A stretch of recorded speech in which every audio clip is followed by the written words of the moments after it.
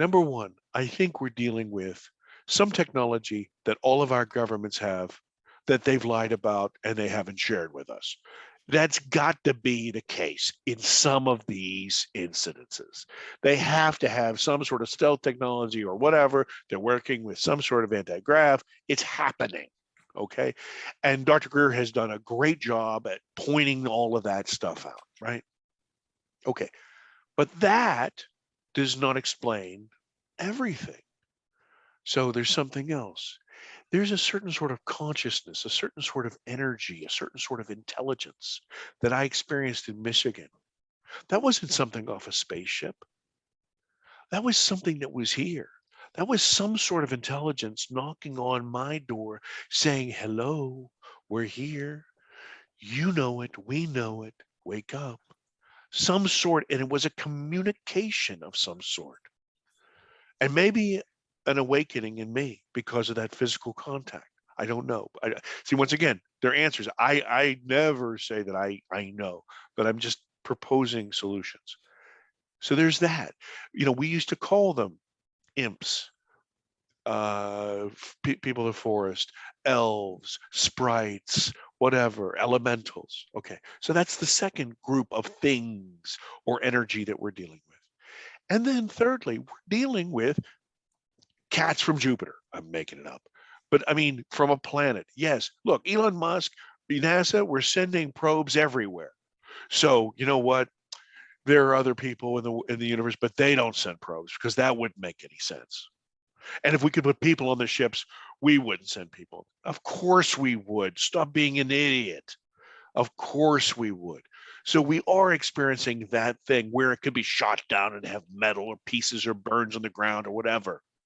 And then we're also dealing with that spiritual thing, the thing that Deborah was talking about. We've called them angels and demons from forever, or jinn. And these are this energy, this physics, this consciousness that is more developed than us, that literally either through their technology or through their consciousness are able to push themselves into our dimension, that water that we breathe. And we are searching because, see, here's the thing. Deborah will probably tell you, out of body, spiritual journeys, shamanist, all that other stuff. Guess what? If we're not in this spacesuit that we live in, we probably can travel in their world. And that brings me to this point. Let me ask you something. I'm looking at Mimi in that really cool shirt she's wearing, that hoodie. So let me ask you something, Mimi. Are you Mimi in a hoodie, or are you a hoodie on a Mimi? So if you took that hoodie off and you put it on a chair, would that hoodie be animate? Would it jump up? Would it go to the store? Would it buy a beer? No, it needs Mimi to do that. She is the life force. She is wearing that hoodie. So are we bodies with a soul, or are we souls wearing a body? Are we consciousnesses wearing this three-dimensional spacesuit? Because when we die, there's nothing. You take this body off, you put it down in the ground, it doesn't move anymore. But our minds, our consciousness, our soul is free. This is where this conversation in the second film is going to go. And you see those landmarks in the first one. But here's the thing. The reason I had to deal with the fear is, number one, it was so visceral to me. It was real, and people have it.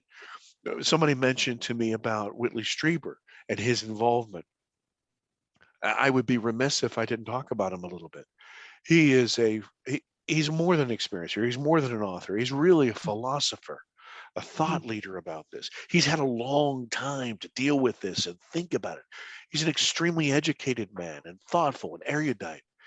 And he was difficult for me to get to him, because remember, I have no contact with the UFO world. I don't know anybody.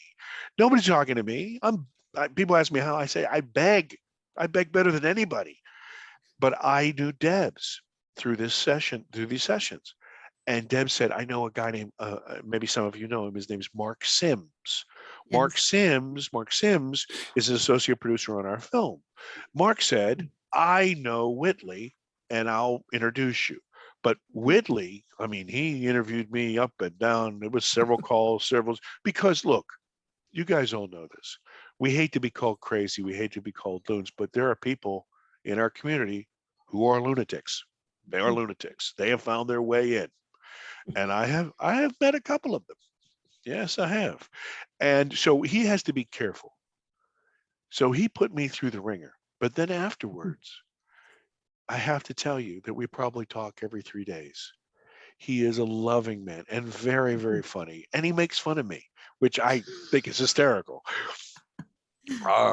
A great guy. And what he does for the people who haven't seen the film, he acts almost like a counterpoint. You see these people talking about these very emotional things. And then we come back to Whitley, who kind of puts it in a framework. He's calm about it. He's coaching about it. And he helps you think through those details, allows you, and he basically puts down the breadcrumbs and says, look, there's a way to kind of come to these terms.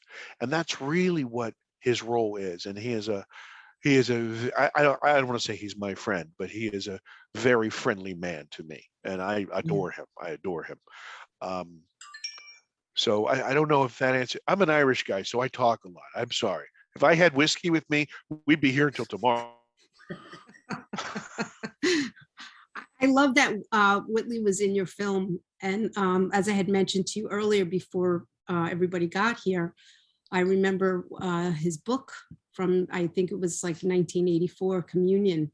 And when I saw his book, I read it right away. I got so excited about it. And then I gave it to my brother, who was in college at the time, and he had to give his first oral presentation to a class. And that's the book that he gave his first presentation about, which cracks me up when I think about that. But Whitley, he's like started this whole thing, talking about it and opening this up for people.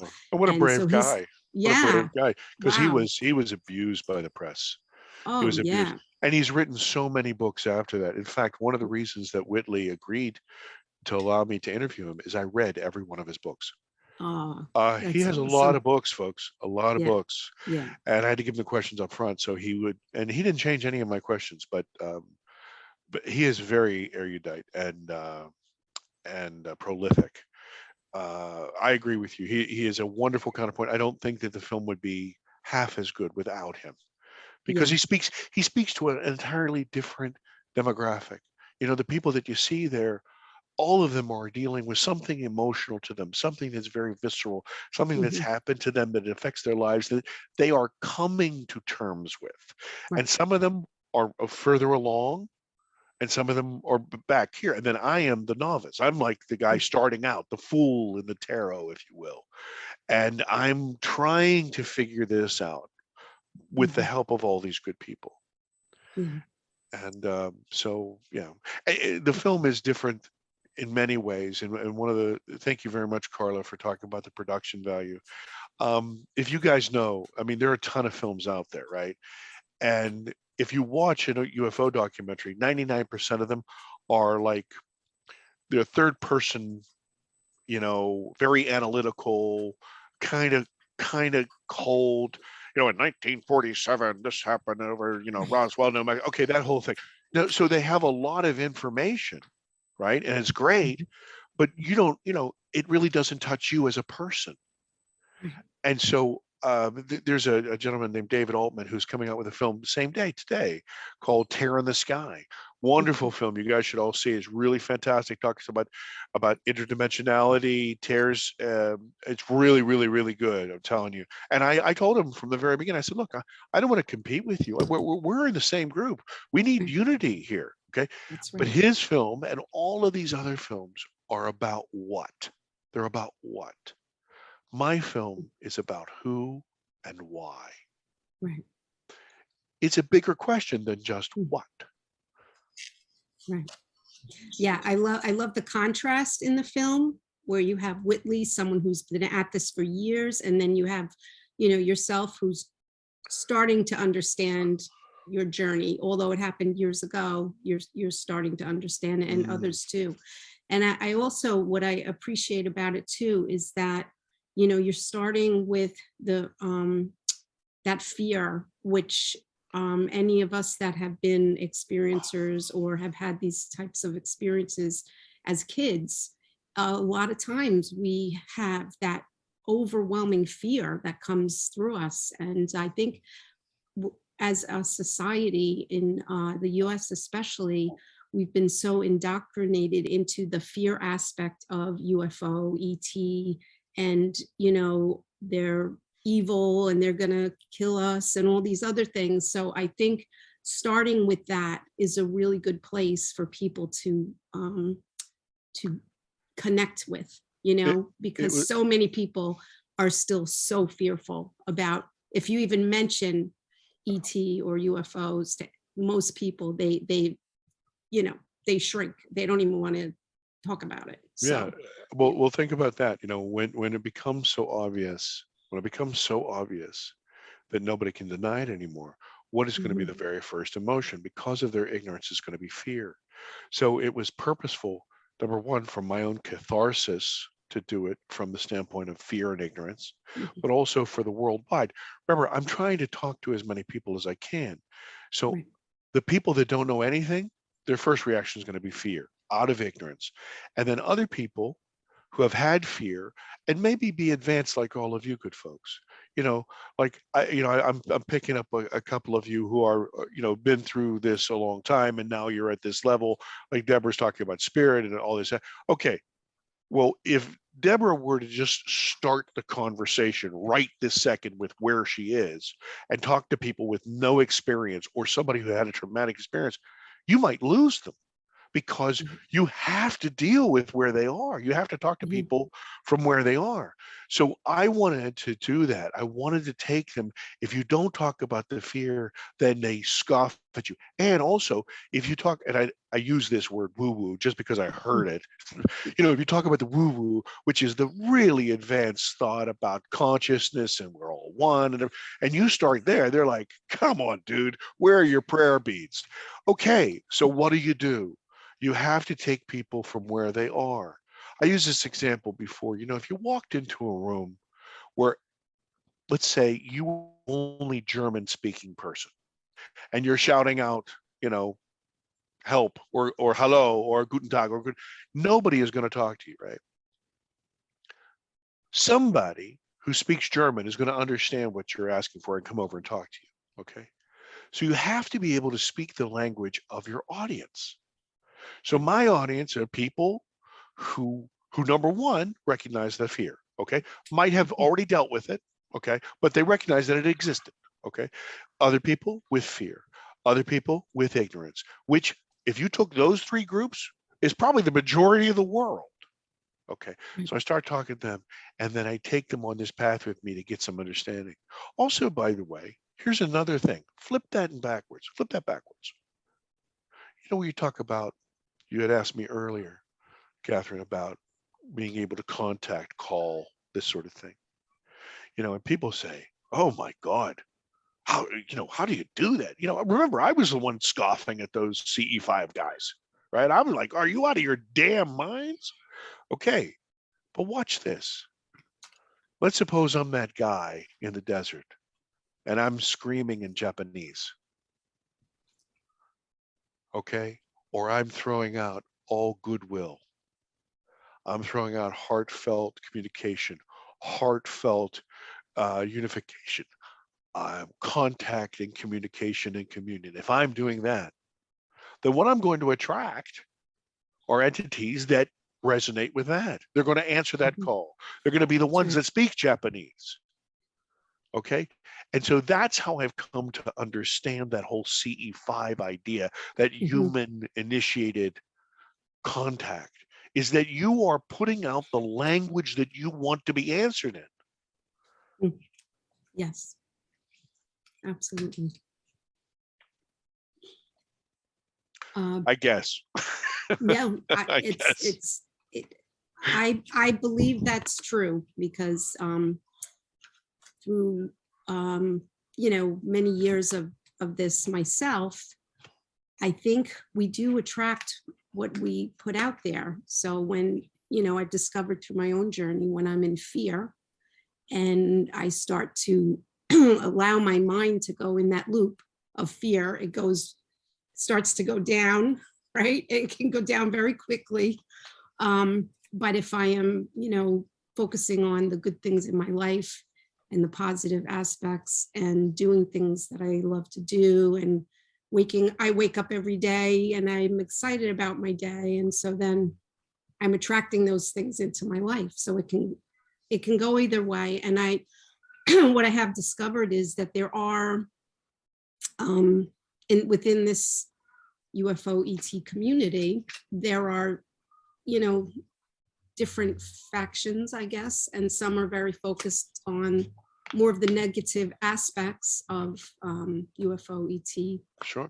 communication, and then others are more geared towards the positive aspects and feeling that we really have a lot of good things are coming to the planet, and focusing on that instead of Sure. all of the Well, negatives. like we talked about before, the success of our race, or any race, or intelligence or consciousness, is unity.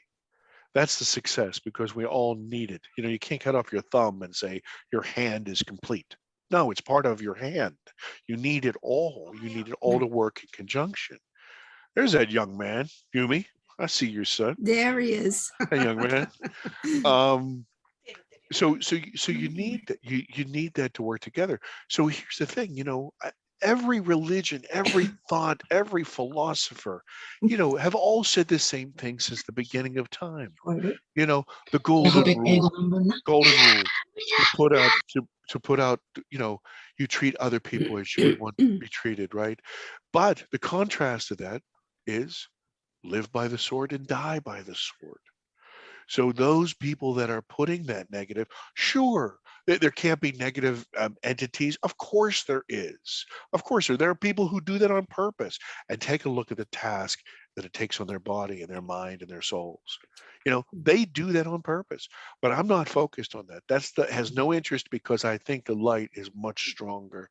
And that's the path or strategy for success for us all. More people win that way, and I'm about that. Awesome. Barchi, did you have a question? Yeah, actually, I just have a comment, a quick one. So firstly, I wanted to say I'm really looking forward to the movie. I haven't watched it yet, so I'm really excited, especially after this talk, which was very thought-provoking and valuable and just fabulous. So thank you so much for that. And I wanted to comment on something. I hope it's okay. But John, when I was watching you and when you were talking, what came to, because I'm very visual, so I was thinking, oh, this man, this part of yours looks like George Lucas to me. So I was like, so I said, oh, yeah, it makes sense. You're both in the movies, and I just see that. Right, a resemblance. So yeah. Well, I would rather look like George Lucas, because other people have said, I think maybe it's because of the hair, they say I look a little bit like Alec Baldwin, and right now I don't want to look like Alec Baldwin. No, I wouldn't say that. I don't think so. I don't think so. So yeah, thank you. Thank you. Thank you. Mimi? Yeah, I just have one little question. I wanted to know if you were lucky enough to catch the light, the UFO, when it was happening to you, or if you were, having a break or whatever. Were you lucky enough to catch it right then and there? Oh, you mean in the desert? No, Yes, when it happened. if you recall, we were downloading all the footage to hard drives, so we had come out for a nightcap. But I will tell you this. It'll probably be in the second film. We have a boatload of very, very interesting phenomena that's happened.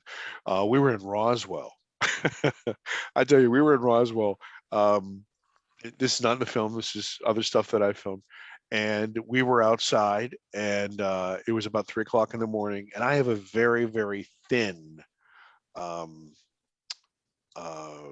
director of photography. He's very thin. He's very fit, and I'm not. I'm a little bit thicker, and so it's ice cold. If you've never been in the desert, it is really, really cold at night, and because there's nothing to hold the heat. And so he was freezing to death, and he was trying to stand next to me, I guess because I throw off heat. And something happened in the sky, and we had, another 12 cameras pointed at it, and we got it. But I almost Mhm. broke his back because he was facing me, and I grabbed him in a bear hug, picked him up in the air, and said, "Do you see this?" And his legs were wrapped around me, poor guy. Um, yes, yes, we have not that particular thing, and I know why you ask. I wish I did, but I have a feeling that. Let me say this to you, maybe the next time I will be prepared, and I'll send it to you. Okay. It sounds Yeah. great. Just one more thing, John. Did you get a chance to look at the picture that I just sent you? I sent everybody. No, miss. I Yeah, should go and it's chat. Is that the right? green thing Where- that is amazing. Where Right. was the picture? Huh. It was in Vancouver 2 years ago. No, where on where could I see it now? Oh, I sent it to everybody. It's just a Oh. picture. Is it in chat? Yeah, Yeah. it says Crystal's UFO. Yeah. Yeah, So if that you happened in Vancouver when Crystal had her awakening. And well, she's really doing a lot of stuff now. But I was pretty amazed because I've never, like, hardly anyone sees that particular color. Like, you've seen the blue and green, and I have too, and she has too, which is weird. Yeah. A lot of That's people see awesome. amber or red lights or white, but Mhm. very rarely. I'm having a heck of a time trying to get to it. I don't know why. I Really? apologize. Yeah. So I if you don't know want, why.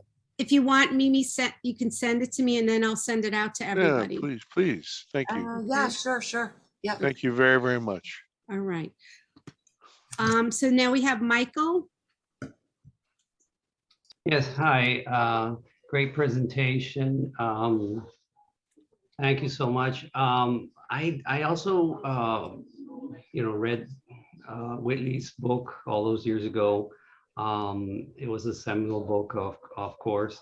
And I did happen to, meet him and everything. And, I just wonder, him kind of being in a writer and everything, do you have any other, or maybe I'm just giving you a good suggestion, with happen to maybe in the future work with him, with Whitley on, he's got plenty of material, and maybe you could bring to life some of the other aspects and things that he's also talked about. And I don't know, I mean, it just looks like we're starting to get a lot more, valuable and thoughtful content finally, not, like you said, documentaries that are, bland and dry and all that. So, I mean, just maybe mostly not really a question, but maybe what are your thoughts, giving you ideas as to, do some kind of really, interesting other documentaries along with him. I've read a lot of his books, so, just what are your thoughts on that? Sure. Whitley and I discussed doing a documentary on The Secret School. Yeah, that's what. Which is a prequel to Communion. And then also there's Transformation and Confirmation. Both books are sequels to that as well. He's open to the idea, but of course, he is how do you say this? He's a known quantity, right? He is a brand in a way. So there are a lot of people with a lot of money who would like to tie him up, and I'm a nobody. So we've had the conversation, and he's watched my progress very, very closely. And as I said, he and I are very friendly. So is it possible? Yes, absolutely. Is it possible that he'll appear in my next documentary? Yes, of course. And I would be open to any conversation that Mr. Whitley Strieber would have with me. Yes. Wonderful. Do you have a website, or are you creating any point of contact, or are you planning on Sure, doing kind of sure, thing? sure, sure. Listen, as I mentioned to all of you before, we're guns for hire. So I've done true crime. I've done, all these other types of things. If you want to see some of that work, you can go to rhinopictures.com, which is RYNO pictures.com, rhinopictures.com. But you're not going to find anything paranormal there because, like I said, this was, really wasn't even supposed to be a film. It was supposed to be my catharsis. But developments on new films and new projects you'll be able to find there. Also, you can find me on Facebook. Please friend me. I'd be happy to friend all of you good folks. And then you can keep in touch with me and find out what the heck I'm up to and what kind of craziness I'm and who I'm chasing down for an interview next. Yeah. So, and I'll just let you know that I've had conversations with Alan Steinfeld. I don't know if all of you good folks know him. Yeah. Yeah, Alan has a couple of ideas for some things, and he saw our work, and he said, John, for the people who have seen the film, I keep saying it's different, and I think you would back me up. Even if you Yes. hated it, you'd have to say, yeah, it's a lot different than other documentaries. Yes. And so that's one of the elements that he sees. And so we're talking about doing a project. Um, Also, Grant Cameron has been a big proponent of the film. If you've seen any of the stuff on Facebook, he is, in fact, our latest promo has him in it, saying everybody should see the darn film. So, yeah. Oh, and Yumi, it's John Yost, Yost, not K, wherever she is. There she is. Yeah, it's not K, it's T. And you can't miss this face. I'm wearing sunglasses. I look like a dummy. Can't There's miss a me. lot. There's a lot of John Yost, but yours says Pittsburgh. Ah, So Pittsburgh. that's There how to you find are. Okay. it. Yeah. I'm the only dummy from Pittsburgh. So I just wanted to say one quick thing. I know we have a couple people that have questions. I really love the guy in the film that says, "Oh, you all thought I was crazy. Who's crazy Oh, now?" I'm so glad you left that in the film because I saw that in the, you had that in the promo. One of them that you were thinking about, but I saw that you left that part in the film, and I was like, "Thank you." he's such a loving guy. And by the way, he is a genius. That guy's like a certified genius. He has a master's degree in architecture, his own design company. He's worked all over the world. He's a Wow. really, really brilliant guy. And his name's John Yonder. And it's funny. We've become very close friends since this. And when I was putting it in, I'm very respectful. I don't know if you could tell, but I'm very respectful. And I always want people to feel comfortable. I don't want you, if I ever interview you, you'll see, I never want you to feel bad. I want you to say exactly what you want to say. I don't want you to say what I want you to say. I want to know the truth. I want to know the real message. So he was just emotional and he said it. So I had included it in one of these little stingers I created. And he goes, like, you think I'm crazy? And he looked at me and he said, John, he said, what are you doing? And I said, well, I giggled like a little girl for about a week when I watched it. And so I thought it was great that the world should see that joy in you too. And I said, but think about it this way, man. Were you being honest there? Hmm. And he said, yeah. And I said, do you think there are other people who have felt crazy? Do you think other people have been told they've been crazy? And he looked at me and he said, I hate you. You always talk me into these things. I said, I'm just asking you a question. Do you think other people feel that way? And he said, yeah. And I said, so look, you have total control if you want me to take it out. But I would have to tell you, I think it's selfish if you do. And then he said he hated me again. And we Well, kept it. yeah, I'm so glad. I'm so glad that he said yes to it, and that Yes, he did that say you yes. talked him into it. That was great. And I think a lot of people are going to identify with that, because Sure. it's really what people go through with these Sure. kind of situations. Debbie? Oh, I just wanted to, oh, I'm unmuted. Okay.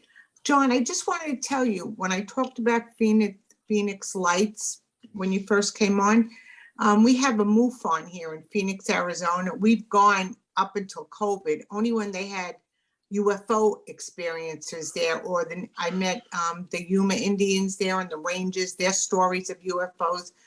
But the book Phoenix Lights, when it first came out, the young man, it was the doctor and his wife who first reported the Phoenix Lights. They were sitting outside in the backyard. But the man who wrote their book 20 years ago, I don't know the name of the movie and I forgot their names, but they made a movie. It was horrible. They made it so science fiction. He's embarrassed. He was embarrassed of the movie. They didn't even put, like you said, the truth in this movie of what they made it like, a horror movie. And it was, he was saying one day he's going to find the money to get somebody to make the real movie of his book. So if you want to write that on a piece of paper one day, when you want another story, maybe you could contact somebody from Phoenix Lights and you'll have it, and his story will, hopefully he's still alive, or the doctors, her and her husband. I think they're in Pleasant Valley here in Arizona, but the book itself, whoever the author was, you should find them through that book. Yeah. So, I thank you very much for the suggestion. I've written it down. It's interesting that you say that. I know that you all, or some of you, have read Communion by Whitley Strieber. You also know that, in fact, there was a movie made where Christopher Walken played. Whitley hates that movie. He hates it. He loathes it. He said he had written a treatment for the film and they totally disregarded it and they made it clownish.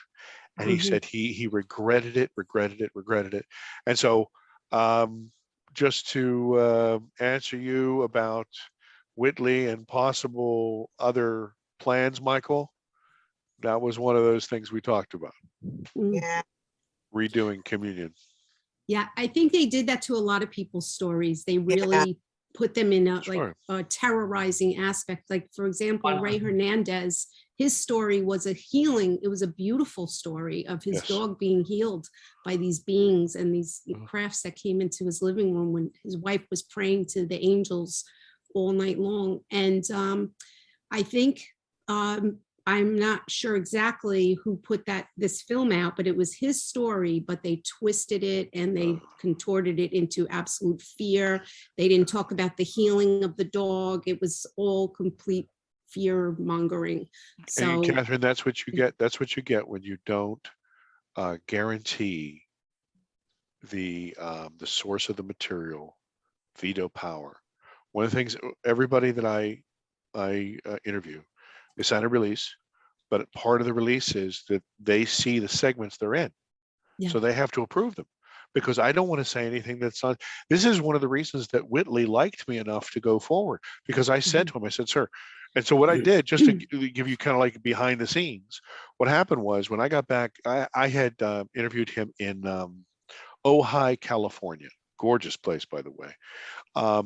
And we had done that. And then what happened was I downloaded it. I gave him the entire thing, every cough, every hiccup, every interruption, every dog bark, whatever. And I said, sir, first thing, here's the timeline.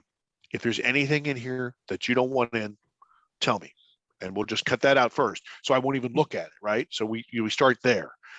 So he sent it back to me with just a couple of notes. No problem. We took it out, sent it back to him. Sir, what do you say? He says, fine.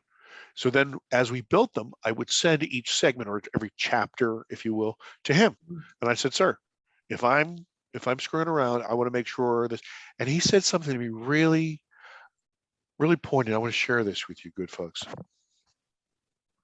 Because along this way, it really has been a catharsis for me. And I have learned from I'm learning from you. I'm learning from you tonight.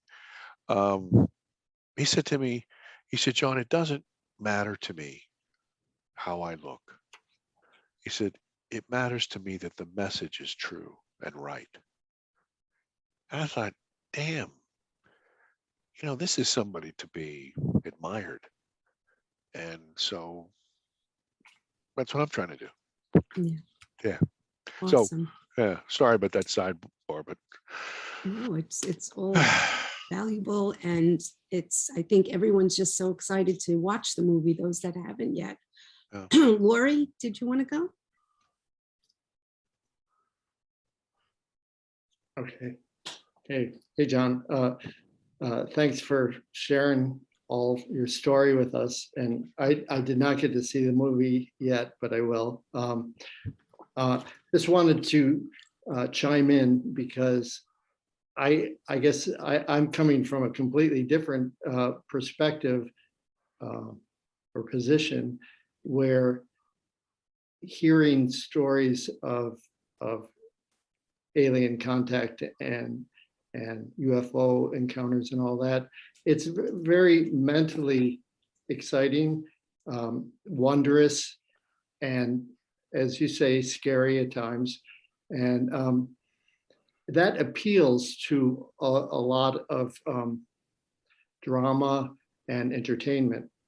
And when you first started to talk,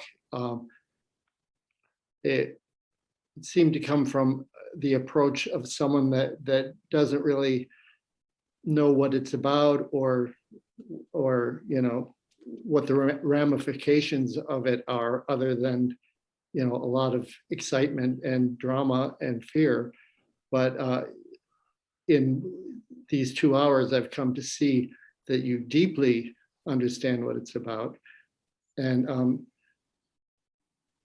my whole journey here has been one where I think the best analogy would be that I'm one of those people in the spacecraft that was put here as a person to figure it out, like, what the hell am I doing here? And so I come from I'm like, when you say you're preaching to the choir, I'm that type of person naturally, and I see all these things to begin with. And I read that Whitley Strieber books, all of them, myself, and came to try to find out what it is in me that connects to that.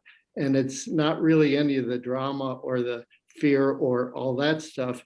It's really a middleman to the higher self and to our connection as a droplet of the field of potential that is God.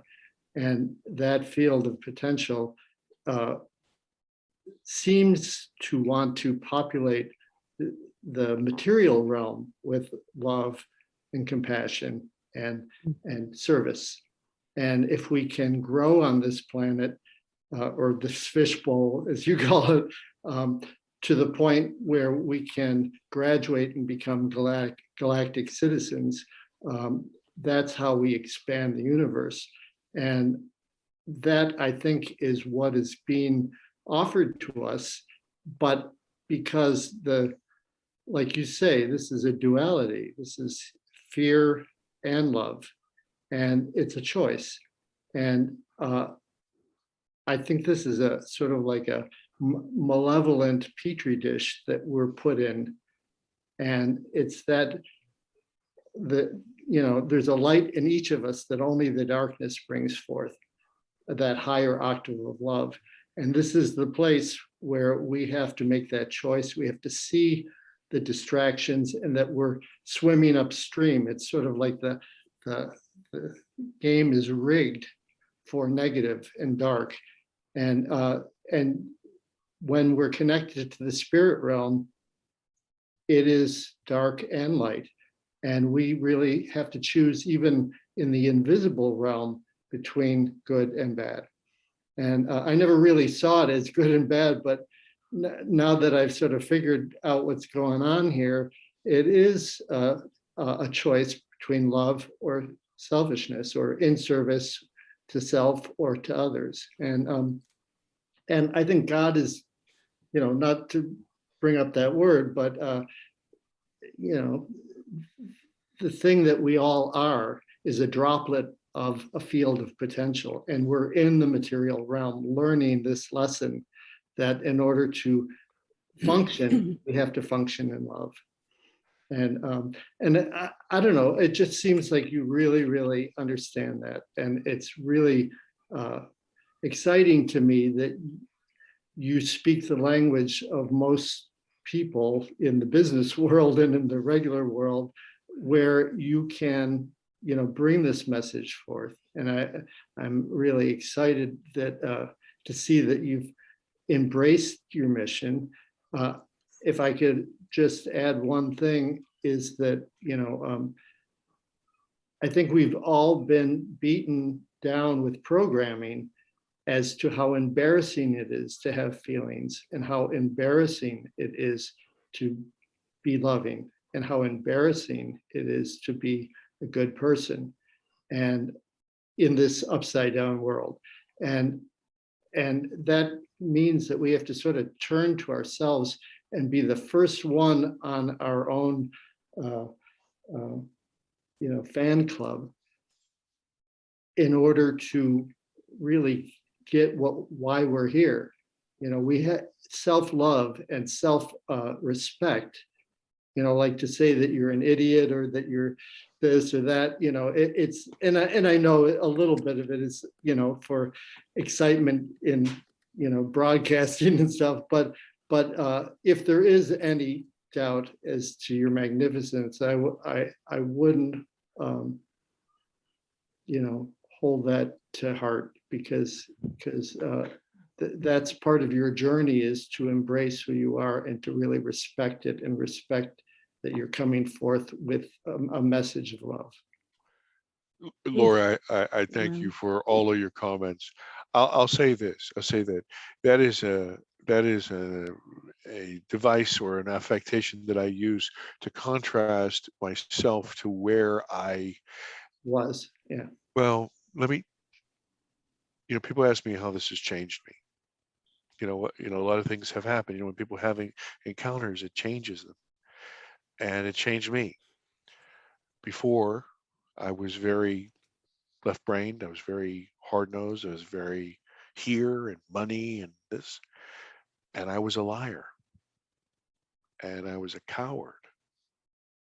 Okay, so by anybody's standards, that's a moron. That's a dummy. And the thing is, people ask me, how do you feel now that the film's out? Are you excited? Or maybe this will help you. I'm glad, because there were a lot of people who tried to stop me. Lots of people, and lots of entities. And I'm not talking about supernatural entities. I'm talking about, Yeah. companies, people. People did not want me to say what I wanted to say.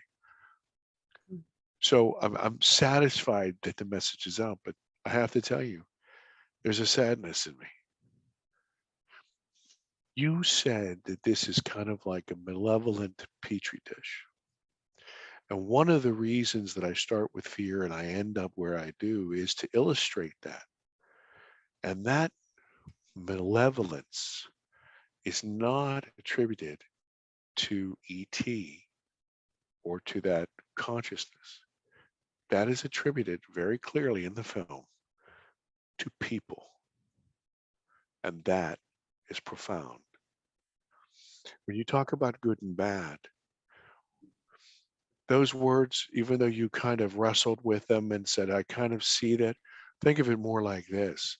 An all-powerful God, creator, consciousness wants his creation or her creation to advance, to be abundant, to grow, to ascend, not to die, not to Right. go backwards. So if we have to say what is good and what is bad, that's an easy way for me to understand it.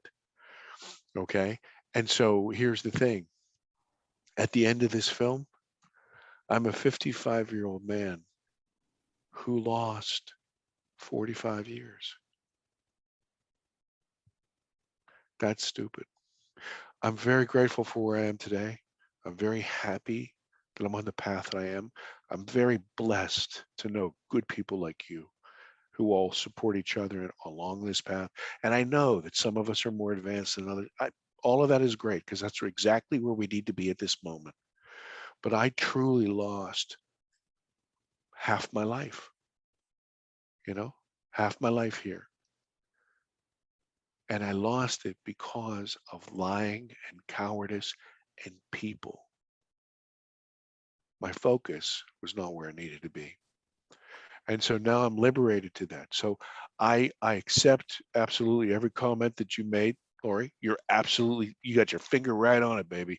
Yeah, but I look at you and I am completely nonplussed.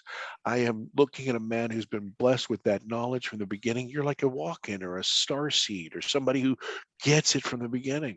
I'm one of these dummies that had to do it all wrong. So that's really where I'm coming from. It's not necessarily like this. It's more like, oh, I right? could have had a V8. Or oi, or whatever. You know what I mean? Oi. And I want to give to ask a question, but I do want to jump in, and I want to say, John, that I challenge you to look at that in a different way. Because what if you did it all right so that you could reach so many more people with your message, and how you evolved, and think about how your journey and what challenged you and what you chose to do. People are going to see this film now, and they're going to wake up much quicker to what they need to do. They wouldn't believe you unless you knew, and you actually lived it. So you got the credentials to be able to speak their language. I completely accept that, and I know that you're right. I think this is part of the fallen part of me that is selfish. For me, I wish I hadn't done that. For me, I wish I hadn't lost those 45 years. For me, I mean, I agree with you that more people, and so we come to this why, where service to others, service to self. And we all face those choices every day, which way we're going to go. And so I'm just saying, the curse I have now is being completely honest. I have to be. Yep. So I'm telling you the internal struggle that I'm still having with myself about, I feel sad and I feel empty about it. But a lot of people awaken, John, at your age. This is when the time it was supposed to happen for you. I know So- that to be true. I know that to be true. We're a little after 9, so Okay. are you okay, John, with 2 Oh, more listen, questions? I'm Okay. totally in love with you guys. I'll stay here as long as you want me to. Thank Whatever you we- say. That's awesome. Thank you so much. Sure. All right. All right, we love you too, baby. We Thanks. love you too, baby. Yeah. Thank you. Absolutely. I just want to, it's been great, hearing what you're talking about. I mean, a lot of the stuff you're saying is like me, like where I am right now. And I'm like dealing with primal stuff, Mm, fear, anger, mm. literally. And I think that's what maybe some of the stuff you dealt with, something like it, Yes, sir. and so I'm 57. I grew up down here fishing, hunting in the swamps. I spent nights by myself in the swamp. We ain't afraid of nothing, Yeah. right? And I hadn't been afraid of nothing until about 8 months ago. I had like this experience that, changed my life. And Tell me. Tell me. oh, it's you hear all these stories.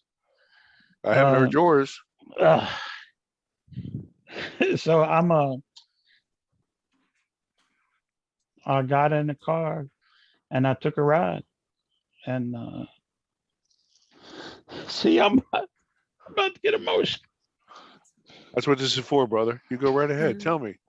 Tell me something. It's I can't. Tell me. This is not me, I know it's not you.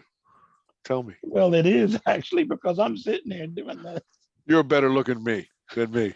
So you Come tell on, baby, me. don't tell the truth now. I'm telling the truth. I'm just flirting. Go ahead. All right, well, I ain't on that way yet, but okay.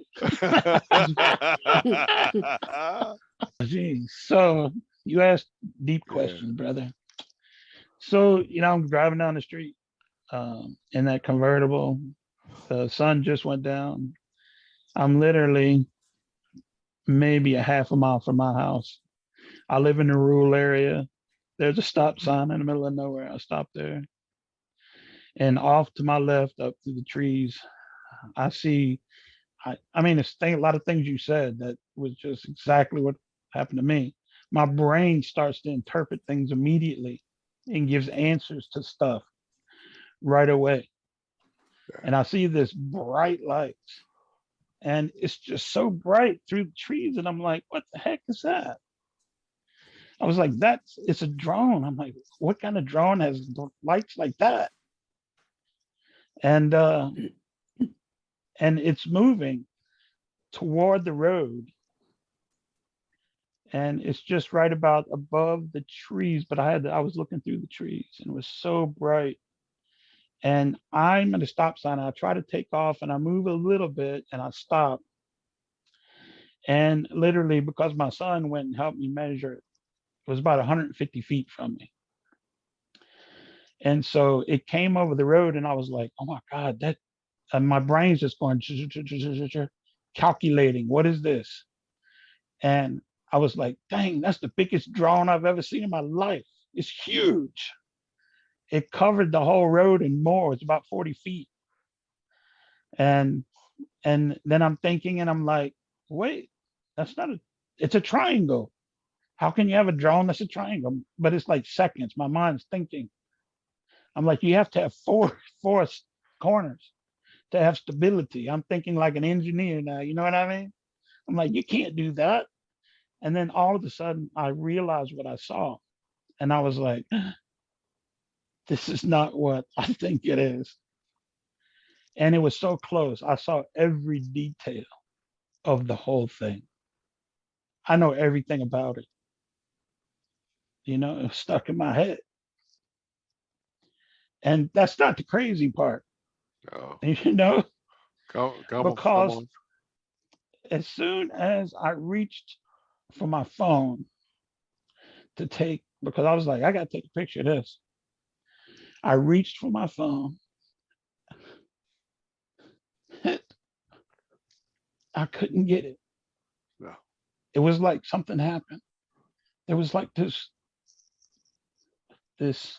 buzz, no, electrical, warm something came over me, and everything slowed down. Yeah. And my hand literally got around the phone, but it wouldn't close. And I was like, what is going on? And then there was this voice that spoke to me, and it said, don't be afraid, we're not going to hurt you. And then all of a sudden I had this feeling of, oh, like utopia or something. I don't know. I had this feeling like, I feel awesome. Everything's perfect. And I just watched it as it went over the field next to me. And then it went out into the trees, and the lights went out, boom, and all of a sudden I grabbed my phone. And then reality hit me. I was like, what just happened to me? What in the world just happened? Something took control of me. I didn't have free will. And I think that scared me. Yeah. I didn't have free will. I wanted to do something and I couldn't do it. I've always done whatever I wanted to do. Yeah. You know, I couldn't protect myself, I guess. How can you be that vulnerable? And I drove home, which was just right there. I drove home, and there was some other things that happened right in there. I went in to see my wife. She saw that I was perplexed, and I told her what happened, and she started laughing at me right away, which didn't feel good at all. And then she saw I was serious, and she was like, "Are you serious?" I'm like, "Yeah, I'm serious. This just happened." So ever since then, I mean, it's totally turned my life upside down. Sure. I've been looking for like help. You, I totally understand what you're saying. And this is important. Number one, you talk about it. What you're feeling is that lack of ego. Look, you're a big, strong guy. You've dealt with your life always. You've had rock solid ideas that you've based everything on your entire life. And what happened was somebody took that and cracked it like an egg, and you said, "What the hell happened? And how could this possibly be? We are not the top of the food chain. And how can this be? You lived an entire life thinking that, and you had structure and dogma that allowed you and talked to you on your microcosm that this is the case. Brother, there is no magic pill to fix you, because here's the thing. It's one of these things that you're going to have to deal with and understand that we are a speck on a speck on a speck on a speck. And even though we're a speck on a speck and a speck and a speck, we are still that God source, that piece of. And I speak to you as a preacher. Listen, no, he has the man there and he's clay and it's the body's perfect, but the body is not moving until God Mm-mm. breathes his spirit into that child. Into a piece of God is in you, a piece of God is in them. Some of our lights shine brighter than others. And we have got to understand this. Now, here's the great news. The great news is that you can understand it. The great news is that you can ascend too. The great news is that you can participate in it. But it all sounds crazy to me. All right. It is crazy. That's why you got to watch this film, because guess what? For the first 25% of it, it's a bunch of people going, "I feel crazy. This is bullshit. How the hell could this happen? What the hell happened? How did this happen?" And it shakes you to your core. And then it takes you to the next step. This is not going to be fixed overnight. I still suffer. I still suffer. But remember this, it is us who are complicating the matter. As we give in, as we go to him like little children, you will realize, that all is just as it should be. Were you hurt? Were you hurt? Ego. But were you hurt? Oh no. No. Okay. So they told you something and they did it, right? Okay. So start there, because you're a concrete guy. Start But there. okay. But I mean, I'm just being honest. I don't want to trust whatever that is. I really Sure. don't want to. No, no. But here's the thing. Here's the thing. You don't have to. But let me ask you something. Do you trust the ocean? If it's got a lot of salt, it'll make me float. Yeah, maybe. Could the ocean kill you? Of course, the Oh ocean yeah. could. Yeah. Weather Yeah. kill you? Can a typhoon kill you? Yep. Can a cyclone kill you? Of course. All more powerful than you. This is the way you got to start. It's not the end zone. That's not the end, but that's where you got to start. You got to understand that. So what do? First of all, you have to understand that fear. Second of all, you don't go out in the rain, right? You don't go out in the rain until you're ready, until you're prepared. So what does that mean?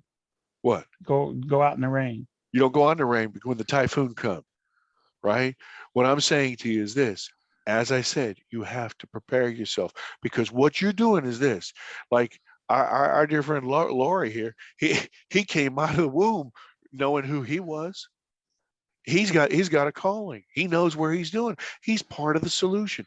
You and I, we're part of the dregs, and we're working our way up. We got to understand this. There's something here.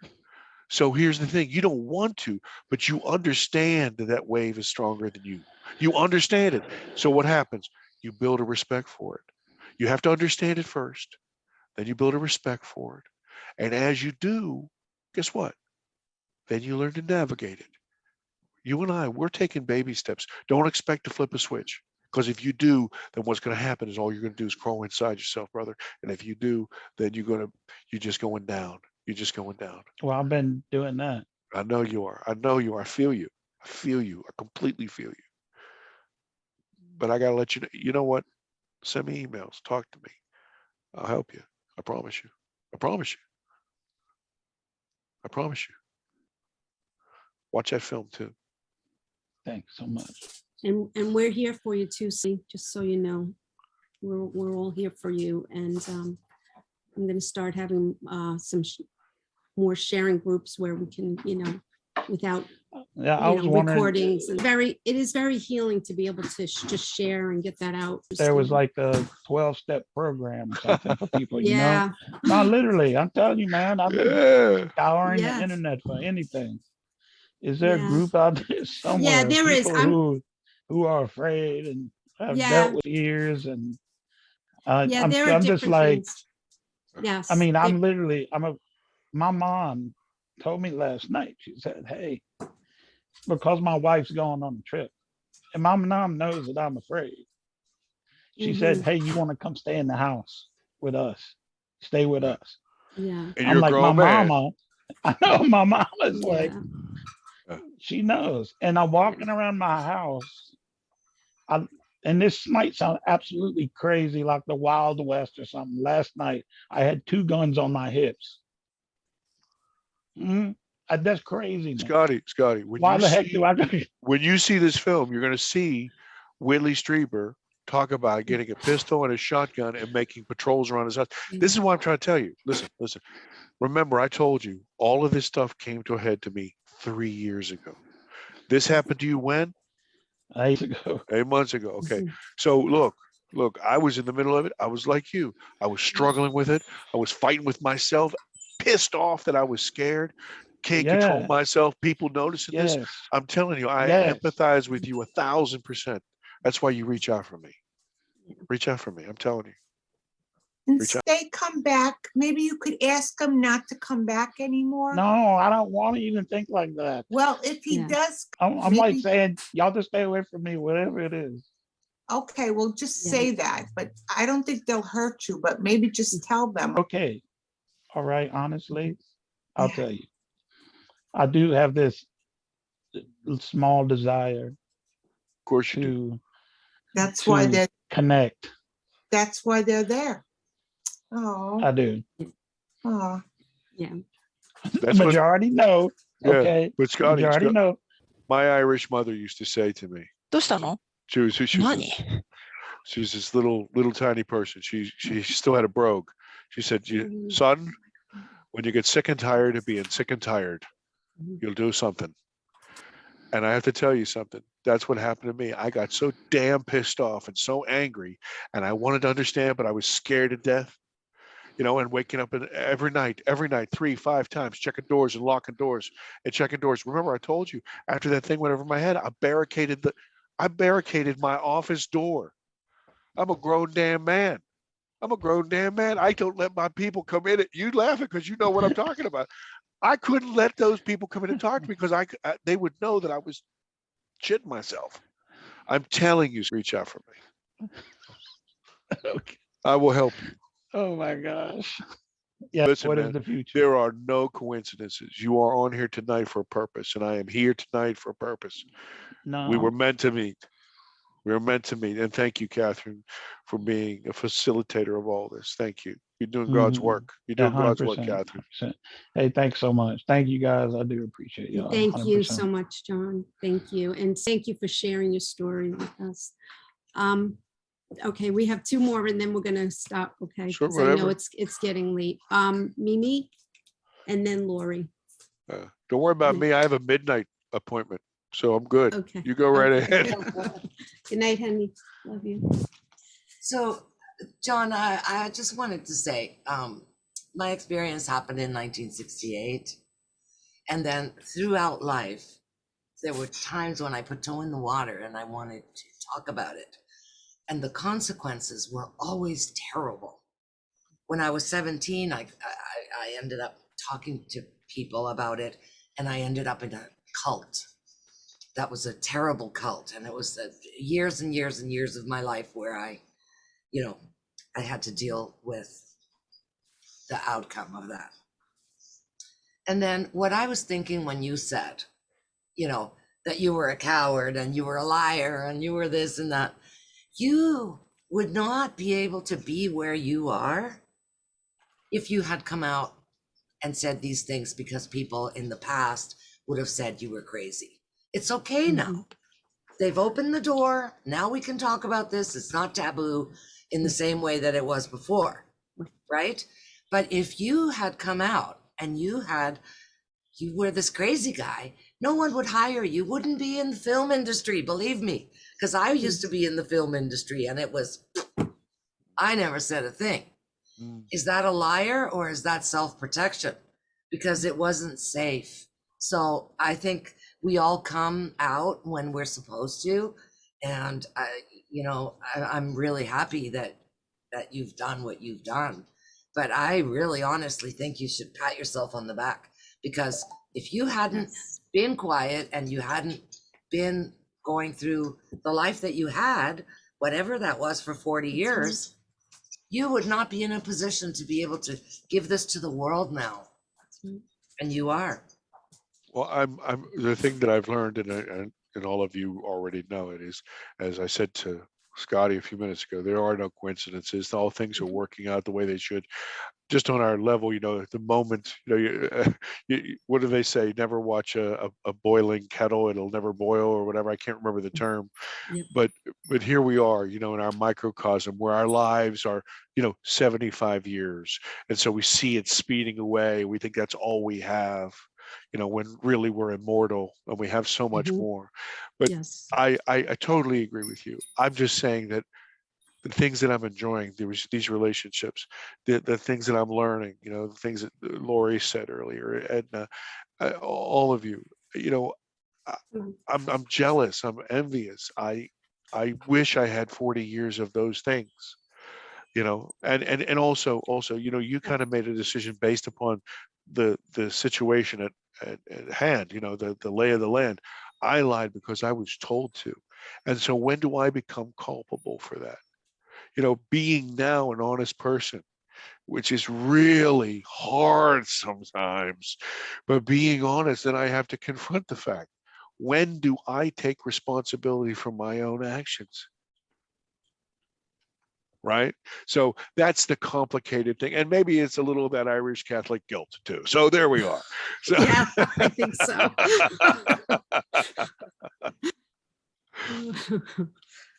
next. All right, Lori. Well, I initially raised my hand for Scotty just to say that what lies beyond the whole fear thing is that whatever it is loving. And, being confronted with love when we really don't understand the breadth of it can be frightening. But what lies at the very bottom of his inquiry is to learn about love. But now that I'm here at the end, and Scotty, Mimi just finished with that, I just wanted to say that it's an eternal journey. And so, like, 2 minutes of it, you were, not on board, and now you are. And it's just this incarnation, you're just experiencing every now, and every now is built on the strength that you've accrued to experience it. So it's like you say, everything is just perfect the way it is. It came just when you were strong enough to embrace it. So, and I'm so proud of you. I can just see everything that's coming out of you, and it's really, really beautiful. So just embrace it, and good luck with your journey. It's really a pleasure to have you and everybody here to be together. It's just so heartwarming. It shows you how different we all are and how we're all the same, Thank you, Lori. Thank you. All right. So I think we're going to wrap up, but I just want to say, John, thank you so much for tonight. This was such a pleasure having you here. And I know for myself and everyone, I'm sure we've gotten so much out of your speaking tonight. And everybody shares all add to this understanding or our quest to understand more and more. And, like John had mentioned, none of us have all the answers, but we all have a little piece of the puzzle. And so when we all come together like this and we share openly and honestly and vulnerably, it really helps us to have a little bit better of an understanding of what not only we've been through personally, but what others are going through. And it is brave. It is so brave just to be on planet Earth, but yet to be on a path of such things that have been on the fringe for so many years and coming to a point now where it's getting exciting. Like us that have been in this for a while, we can see there's something happening, right? It's like, oh my God, something's gonna happen. But it is a challenging journey to be on for anybody that's been on this type of a path. So I give so much credit and honor and love to all of you. Everybody. John, you're wonderful. I'm going to watch your movie now. Thank you. Thank Looking you very forward much. to the next one then. Thank you for all your info. God Thank bless you. all of you. Thank you. God bless all of you. Thank you. Thank you so much, John. This was Thank Thank you, you. everybody. true blessing. thank you. Thank you. Thank you. Thank you. Thank Thank you, you. everybody.